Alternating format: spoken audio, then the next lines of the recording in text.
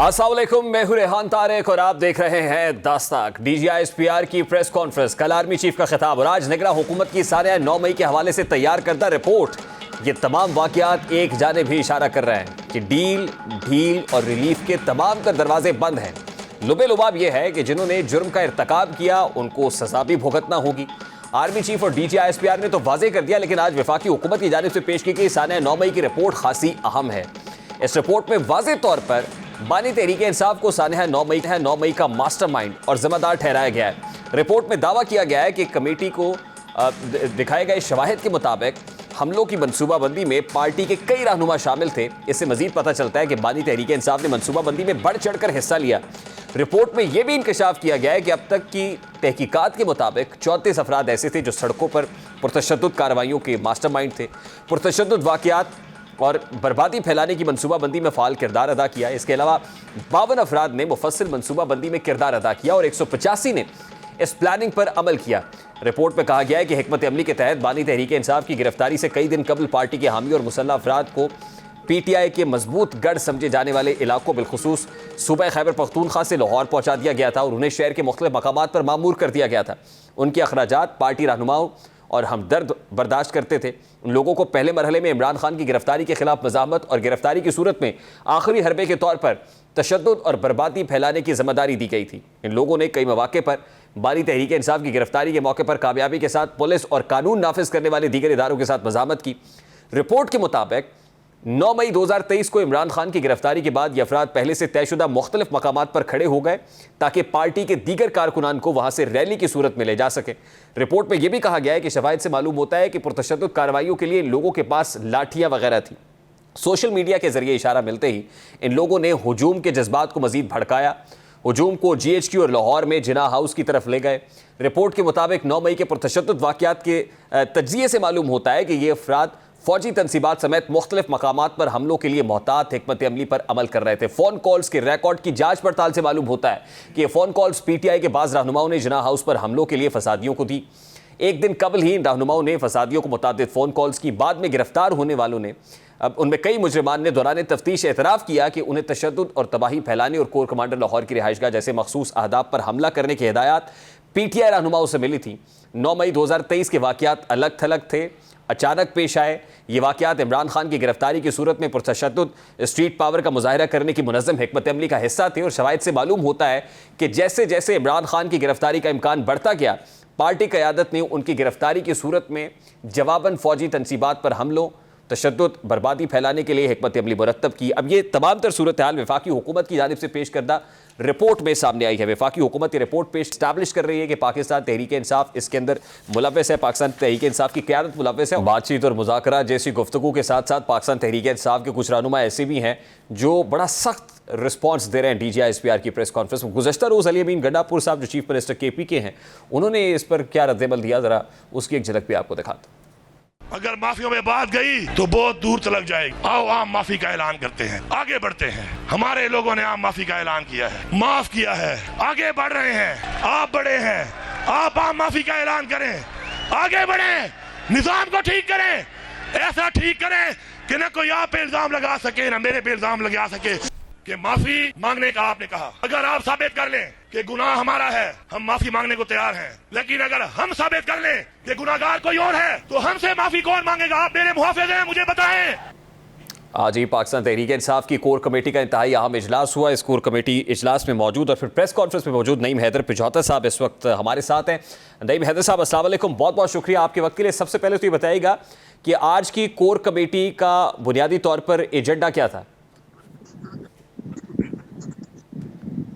बहुत शुक्रिया जी। आपने और कमेटी में मुख्तलिफ खान साहब के केसेस के हवाले से जो है वो तफसीलात मैंने बताई कि खान साहब के केसेस का ये स्टेटस है और किस तरह से अदालतें भाग रही हैं, प्रोसिक्यूटर भाग रहे हैं और इनके अंदर क्या मामला चल रहा है और कैसे हमने इसको टैकल करना है। नंबर 2, जो हमारे मई को जो हमने पुरअमन एहतजाज किया, वो बातें सारी डिस्कस हुई। हमारे पुरअमन एहतजाज के ऊपर जो लाठीचार्ज, लोगों के घरों में चापे, मेरे घर में बाकायदा तौर पर रेड किया गया, वहाँ पर मौजूद थे, जिन्होंने तोड़ फोड़ भी की। मेरे वहाँ पर फैसल और अलीम मौजूद थे, दायरे पे मौजूद थे, उनके साथ बदतमीजी की। तो ये सारी चीज़ें जो मुल्क के अंदर सारी चल रही हैं वो भी सारी ज़ेरे गौर आई।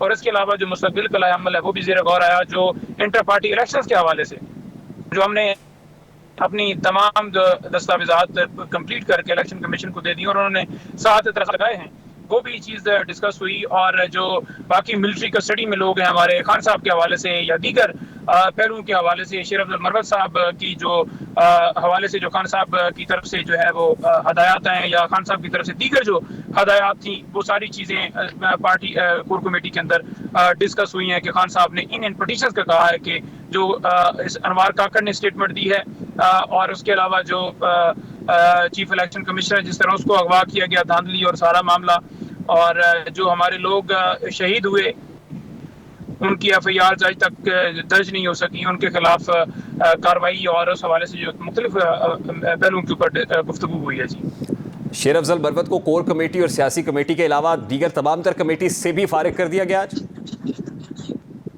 जी, फिलहाल तो 2 के अंदर से जो है उनको किया गया। जी, एक पॉलिटिकल जी और दूसरा चार्ज क्या है शेर अफजल मरवत साहब के ऊपर जो पढ़कर सुनाया गया आज?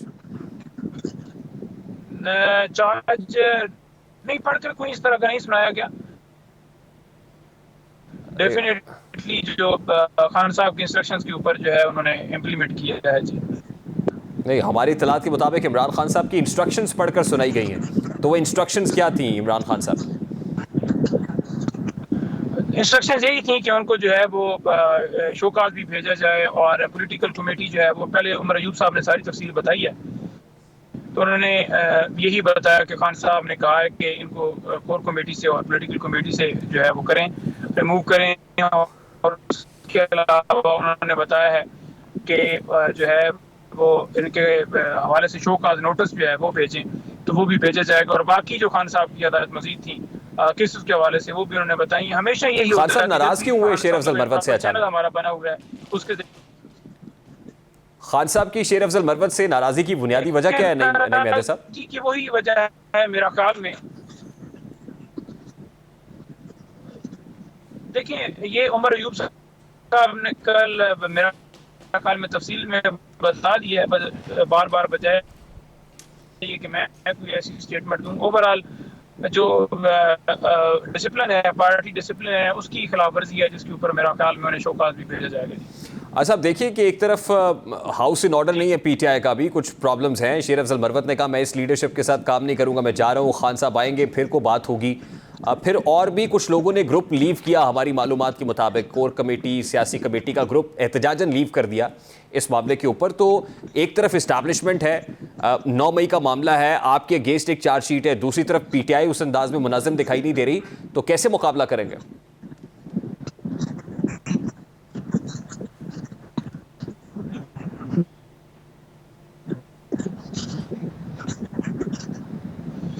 देखिए, पहली बात तो यह है कि मुनज़्ज़म की कोई ऐसी बात नहीं है। अगर आप देखें तो किसी के साथ कोई लड़ाई नहीं है, लेकिन डेफिनेटली एक पार्टी का स्ट्रक्चर है, चेयरमैन है, चेयरमैन के नीचे सेक्रेटरी जनरल हैं, चीफ ऑफ स्टाफ हैं और बाकी सारे सूबों के अंदर जो सदूर हैं, तो हर एक बंदे ने उस पार्टी जो उसकी तकरीम या इज्जत या उसका एहतराम करना होता है और उसके जो पार्टी पॉलिसी होती है उसके ऊपर अमल पे तो। और अगर कोई भी, मैं फॉर एग्जांपल हूँ और मैं कहूँ जी कि मेरा उमर अयूब साहब से इख्तिलाफ है या मेरा किसी पंजाब के सदर के साथ इख्तिलाफ है, तो मैंने देखना है, अगर मैं पार्टी के अंदर हूँ तो मुझे डिसिप्लिन लाजमी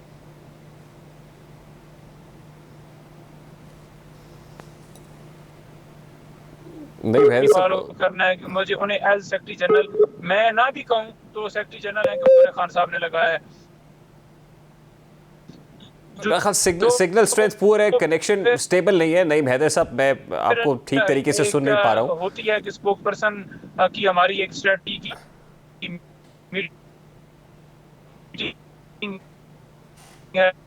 sir, I will have to wind it up here. नहीं हैदर साहब,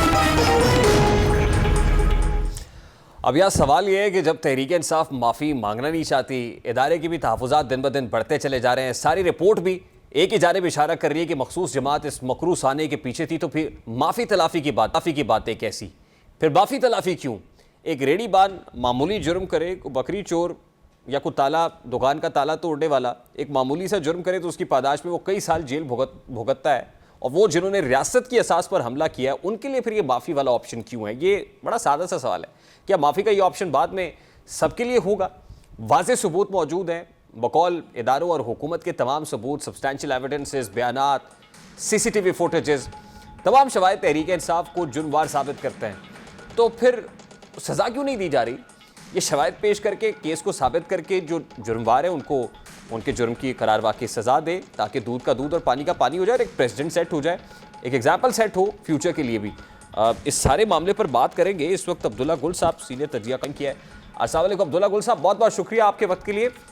देखिए, एक तरफ तो आज एक रिपोर्ट सामने आई जिसमें आदाद शुमार है कि 9 मई सानह के 34 मास्टरमाइंड्स थे, 52 मनसूबा साज थे, 185 अमल दरामद कराने वाले थे, और दूसरी तरफ DGI-SPR की प्रेस कॉन्फ्रेंस जिसमें वो कहते हैं कि अगर माफ़ी मांग ले तो बात हो सकती है। तो अगर ये इस्टेब्लिश हो गया कि 34 मास्टरमाइंड्स हैं, 52 मनसूबा साज हैं, 185 इसको इम्प्लीमेंट कराने वाले हैं, तो फिर माफ़ी कैसी? सब कुछ है तो फिर सज़ा दें। बिस्मिल्लाहिर्रहमानिर्रहीम। देखें, मेरे ख्याल में कि माफ़ी तो बिल्कुल नहीं होनी चाहिए, लेकिन और मैं ये समझता हूँ कि ये उन लोगों के लिए भी जिनको हम कभी कहते हैं कि वो जी बलोच फरारी हैं, उनके लिए माफ़ी दे दी जाती है, और TTP वालों को अगर माफ़ी देना शुरू कर दें, जो भी मुल्क के अंदर बदमाशी करे, दहशतगर्दी करे, माफ़ी तो नहीं होनी चाहिए, मैं तो समझता हूँ। दूसरी बात यह कि सब्सटैंशियल एविडेंस मौजूद है तो फिर देर किस बात की है? फ़ौरन काम करना चाहिए और कैफिर किरदार तक पहुंचाना चाहिए। मसला यह है कि जहां अगर कोई एक कत्ल करता है तो कातिल कहलाता है, कोई 1000 कत्ल कहलाता है। नहीं तो फिर यही मेरा सवाल है ना सर, फिर मिलिट्री एस्टैब्लिशमेंट के सीने में कोई नरम गोशा मौजूद है 9 मई के मनसूबा साजों, मास्टरमाइंड्स और अमल दरामद कराने वालों के लिए? देखें, फिलहाल तो मुझे नरम गोशा नहीं नजर आता, लेकिन मैं ये समझता हूं कि नरम गोशा होता तो फिर जाहिर है उसके कुछ अवामिल नजर आते होते। कल रात ही आर्मी चीफ का जो लाहौर में बयान था, उन्होंने ये कहा कि जो मजलूम बने फिर रहे हैं उनको अब कैफर किरदार तक पहुंचाया जाएगा। हैरान कुन बात यह है कि 9 मई के दिन वजीर आजम ने भी बात की, लेकिन वजीर आजम साहब ने जो है वो ये तो कहा कि कैफर किरदार तक लोगों को पहुंचाया जाएगा, लेकिन उन्होंने मजलूम लोगों की तरफ इशारा नहीं किया। इसका मतलब यह है कि जो DGI-SPR की प्रेस कॉन्फ्रेंस थी 7 तारीख को, वो उनको करने की जरूरत क्यों पड़ी? इसलिए कि हुकूमत जो है वो बयानिया देने में नाकाम हो गई जो उनकी मिनिस्ट्री ऑफ इंफॉर्मेशन को देनी चाहिए थी, इसलिए मजबूर होके ISPR को जो है वो ये काम करना पड़ा। लेकिन बहरहाल ISPR जो है वो आपको मालूम है कि आप ये कह रहे हैं कि ISPR मजबूर है, मिलिट्री एस्टैब्लिशमेंट मजबूर है at this point in time? नहीं, मैं ये कहूंगा कि ISPR एक ऐसा इदारा है जिसके अंदर पूरी कौम के लिए जो है वो एक नरम गोशा मौजूद है। लेकिन फिलहाल मैं बिल्कुल ये वसूख से कह सकता हूं कि इस टाइम पे PTI के हवाले से कोई नरम गोशा मौजूद नहीं है, क्योंकि इसमें सबसे बड़ा कसूर PTI का खुद है। उसकी बड़ी वजह यह है कि अगर फर्ज करें, हम ये तस्लीम कर लें कि ये 9 मई के वाकयात में PTI का कोई लेना देना नहीं है, वो तमाम वीडियो, वो तमाम ऑडियो, वो तमाम सबूत शवाहिद वो झूठे हैं, मान लिया, लेकिन फिर यौम यकजहती की कॉल देनी चाहिए थी ना, यौम एहतजाज की कॉल दे के आप क्या साबित करना चाह रहे हैं? आप ये चाह रहे हैं कि देखिए ना, ये कौमी सानिया था। सर यही तो मैं कह रहा हूं ना, यही तो मैं कह रहा हूं कि दूसरी तरफ से अप्रोच जो है वो बड़ी क्लियर है, और एक तरफ से फिर भी ये कहा जा रहा है कि माफी मांग ले तो बातचीत हो सकती है, मुज़ाकरात हो सकता है। मतलब ये गुंजाइश किसी और के लिए भी है कि मुज़ाकरात? इसका मतलब ये कि कहीं ना कहीं विंडो ऑफ अपॉर्चुनिटी तो मौजूद है एंगेजमेंट की या डील की या कॉम्प्रोमाइज की या मुज़ाकरात की। नहीं, मेरा ख्याल है फिलहाल नहीं है, लेकिन बहरहाल दुनिया में कोई चीज ऐसी नहीं होती जहां के मुज़ाकरात जो है वो, अफगानिस्तान के अंदर लड़ाई हो रही थी लेकिन तब भी अमेरिका के साथ तालिबान के मुज़ाकरात जारी थे, हमने खुद देखा। तो ये मेरे ख्याल में अपनी जगह होता है, लेकिन मुज़ाकरात किन टर्म्स के ऊपर ये है। असल में माफी मांगने के बाद जो है अपने रवैये दुरुस्त करना, और फिर माफी के बाद जो शराइत हैं और वो माफी किन शराइत पे होगी, ये है मेरे ख्याल में जो टर्म्स एंड कंडीशंस जो उसके हैं वो अभी आपके सामने तो अभी इसका आए मतलब नहीं ये है है सर कि दोनों तरफ से मसल स्ट्रेंथ शो हो रही है, अभी पावर टॉक्स टू पावर वाला मामला है, दोनों तरफ से पावर शो जारी है इस वक्त। आपने बिल्कुल दुरुस्त बात कही है, लेकिन पावर तो देखिए ना, सबसे ज्यादा जो रियासत होती है उसके पास एनॉर्मस पावर होती है, क्योंकि उसके पास लॉफुल ताकत होती है, उसके पास अनलॉफुल ताकत नहीं होती। यानी कि अगर मैं कोई रियासती एहलकार के ऊपर हमला करता हूं तो दहशतगर्द कहलाऊंगा, अगर रियासती एहलकार मुझे मारता है तो वो गाजी कहलाएगा और उसको मेडल मिला गया। ये एक बहुत बड़ा फर्क है। दूसरी बात इसके अंदर यह है कि जो लोगों के दिल में ये एक बहुत सारा था कि जी इतने अरसे से क्यों के लिए माजरत सर, आइडियली आप ठीक कह रहे हैं कि रियासत मजबूत होती है, ताकतवर होती है, पावर रियासत के पास होनी चाहिए, लेकिन यार रियासत ये कह रही है ना कि माफी मांग ले तो बात हो जाएगी, और दूसरी तरफ जो दूसरा फरीक है उसने तो आज डीजीआईएसपीआर के खिलाफ एक चार्जशीट पेश कर दी, वो तो महकमाना कार्रवाई का मुतालबा कर रहा है। तो मैं तो ये कह रहा हूं कि एक तरफ से स्ट्रेंथ शो इस अंदाज में की जा रही है, दूसरी तरफ से फ्लेक्सिबिलिटी शो हो रही है। देखिए, उन्होंने किसके खिलाफ जो है वो चार्जशीट नहीं पेश की, उन्होंने तो अमेरिका से लेके आर्मी चीफ और आर्मी चीफ से लेके डीजीआईएसआई और डीजीआईएसआई से डीजीसी और पता नहीं कौन कौन सा फौजी, एक एक सिपाही, एक एक पुलिस वाला, किस किस को। और इससे पहले क्या ये रवैया नहीं था? क्या वो ये नहीं कहते रहे पुलिस अफसरों को मैं तुम्हें अपने हाथ से फांसी दूंगा? तो ये क्या रवैये थे? क्या ये जमहूरी थे? क्या ये आईनी थे? क्या ये कानूनी थे? क्या ये अखलाकी थे? तो अगर ये नहीं से बात आगे बढ़ सकती है। माफी नहीं, मैं आपको बता रहा हूं ना, यही तो कैच है कि पहले माफी जब मांगेंगे उसके बाद फिर देखा जाएगा कि किन बुनियाद के ऊपर, किन शराइत पर आइंदा कौन से आप कह रहे हैं कि माफी जो है वो हनी ट्रैप है? नहीं, मैं ये नहीं कहूंगा। मैं ये कहूंगा माफी एक ऐसा उनको रियलाइजेशन का प्रोसेस शुरू होगा जिसके अंदर वो अपने आप को एक इंतहा पसंद जमात से एक जो है सियासी जमात का रंग दे सकें। ये है वो माफी की बात जिसके ऊपर मेरे ख्याल में नजरसानी करनी पड़ेगी। इसको हम दूसरे अंदाज में ले रहे हैं, लेकिन जैसे मैंने गुजारिश की कि अगर इसके अंदर पीटीआई की जानिब से कोई ऐसी ख्वाहिश होती तो वो एक कौमी सानिया को हुई तो तस्लीम कर लेती। इसमें कोई शक व शुबा नहीं कि पूरी कौम को ये सानिया जो है वो बहुत दर्द देख के गया। लोगों ने देखा, कायदे आजम का घर देखा, हमने जो है वो एयरबेस देखा, एमएम आलम का जहाज देखा, हमने रेडियो पाकिस्तान पेशावर की बिल्डिंग देखी। अच्छा, अब्दुल्ला गुल साहब, अब ये बात एक तरफ कि इमरान खान साहब के साथ कोई एस्टैब्लिशमेंट की बातचीत नहीं हो रही, लेकिन क्या इमरान खान के लोग यानी पाकिस्तान तहरीक इंसाफ के दीगर लोग कहीं ना कहीं ऑन बोर्ड हैं ताकतवर हलकों के साथ? कोई एंगेजमेंट? बिल्कुल ताकतवर हलकों के साथ ऑन बोर्ड नहीं है, लेकिन मैं कहता हूं कि मिन्नतें कर रहे हैं कि किसी सूरत ताकतवर हलकों के जो है वो करीब आ जाएं। मतलब आप इसको छोड़ें, मैं खुद सामने आपके बैठा हूं जिसको एक दफा नहीं 25 दफा जो है वो उन लोगों की जानिब से जिनको आप रोजाना टीवियों को ऊपर देखते हैं, वो मुझे कह चुके हैं कि हमारी जो है कोई ना कोई सुनवाई करवा दें। लेकिन देखें, मसला यह है फिलहाल your current telephone number is not responding at the moment. नहीं, वो क्या कह रहे हैं, क्या करा दें, किन शराइत पे करा दें? माफी मांगने की शर्त पे? भाई जाहिर है बात कि असल में पीटीआई के अंदर एक जो है टूट फूट शिकार पड़ा हुआ है और सबको ये नजर आ गया है कि एक उनके जो लीडर हैं वो लंबे अरसे के लिए जो है वो अंदर गए हैं और अब जो है वो पार्टी के अंदर जो है वो लीडरशिप की जो है वो दौड़ के अंदर एक दूसरे का गला काट रहे हैं और एक दूसरे की टांग खींच रहे हैं। वो चाहते हैं कि हम किसी सूरत जो है वो आगे बढ़ जाएं। इसमें ग्रुपिंग हुई भी है और इसके दो बुनियादी वजह हैं। एक पैसा भी है इसके अंदर, यानी कि एक ग्रुप जो है जो कि एक खातून से रिलेटेड है, वो कहता है कि सारा पैसा मेरे पास आ जाए। दूसरी जो खातून है वो चाहती हैं कि उनका ग्रुप जो है उनके पास पैसा आ जाए और तीसरे जो चौथे मर्द हजरात हैं वो दो, वो कहते हैं कि जी हमारे पास आ जाए। तो ये एक अजीब कशमकश जो है वो जारी है और वो लोग जो कि पीटीआई के अंदर इंतहाई मुकद्दम मुकाम रखते थे और जो बड़ा एक जिसको कहते हैं कि उनकी बड़ी इज्जत थी, वो लोग जो हैं वो भी इस दौड़ में शामिल हैं। अब्दुल्ला गुल साहब, ये जो डेडलॉक इस वक्त है मिलिट्री एस्टैब्लिशमेंट और पाकिस्तान तहरीक इंसाफ के माबैन, ये डेडलॉक आपको टूटता हुआ दिखाई दे रहा है? फिलहाल तो मुझे टूटता हुआ नहीं, बल्कि मुझे जो है इसका फंदा जो है वो टाइट होता नजर आ रहा है, क्योंकि अब जो कानून साजी का अमल था, देखें जो निगरान सेटअप था उसके पास कानून साजी का अमल नहीं था, इजाजत नहीं थी, उसके अंदर आईनी हैसियत नहीं थी। अब जो है एक हुकूमत आ गई है और उसके पास कानून साजी का जो है वो रास्ता मौजूद है, जिसको वो कानून साजी लेकिन कर आप रहे तो हैं। कह रहे हैं कि कानून साजी हुकूमत उस तरह से मास्टर बयानिया नहीं बना सकी, जिसकी वजह से फ्रस्ट्रेशन है इजाजत अगर आप दीजिए, एक बात मैं अपनी मुकम्मल कर लूं आपकी इजाजत से। जी जी प्लीज। जब कानून साजी मुकम्मल हो जाएगी उसके बाद कोई नहीं बचने वाला, ये मैं आपको बता दूं। आपको लगता है मतलब वो हुकूमत जो बयानिया नहीं बना सकी, अच्छा वो इतनी सख्त कानून साजी कर लेगी और फिर ये हुकूमत क्योंकि सियासी लोगों पर मुश्तमिल है तो ये फोर्स ही नहीं करेगी कि मुस्तकबिल में यही फंदा इनके गले में भी डल सकता है? हाँ, ये बात आपकी बिल्कुल सही है। जो अगर इन्होंने करना होता तो फिर ये अभी 2 महीने भी तो गुजर गए हैं, इसमें भी कर सकते थे। इसका मतलब है कि कहीं ना कहीं इनकी तरफ से हेर-फेर है, बड़ा वाज़ेह नजर आ रहा है। और कुछ लोग जो कि पाकिस्तान में काम करना चाहते हैं, उनका ये रास्ता रोक रहे हैं। वो अब आप देखें कि हमारे जो इंटीरियर मिनिस्टर हैं और इसी तरीके से हमारे जो इसके फाइनेंस मिनिस्टर हैं, इनके रास्ते में रोडे डलवाए जा रहे हैं। बिल्कुल इसके अंदर जो है वो एक अंदर से अच्छा अब्दुल्ला गुल प्रेशर जो है वो साहब, बिल्डअप हो चुका है। लास्टली एंड वेरी क्विकली, ये जो फ्रस्ट्रेशन हुकूमत की तरफ से है मिलिट्री एस्टैब्लिशमेंट के अंदर, यानी अगर मायूसी है, तो क्या यही जुडिशरी की वजह से भी है?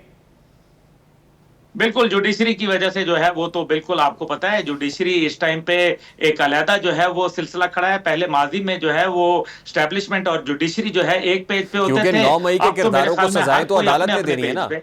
अदालत ने सजाएं देनी है। जी, अगर अदालत ने सजाएं देनी है, अगर अदालत ही रिटेलिएट करेगी या रिहाई मिल जाएगी, तो फिर ये करार वाक़ई सजा और मंतकी अंजाम को कैसे पहुंचेंगे? हाँ, कानून साज असेंबली जब कानून साजी कर देती है तो फिर अदालत उस कानून के एम्बिट में रह के काम करती है। ये बड़ा फर्क आ जाता है। फिर कानून के अंदर रह के काम करना पड़ता है।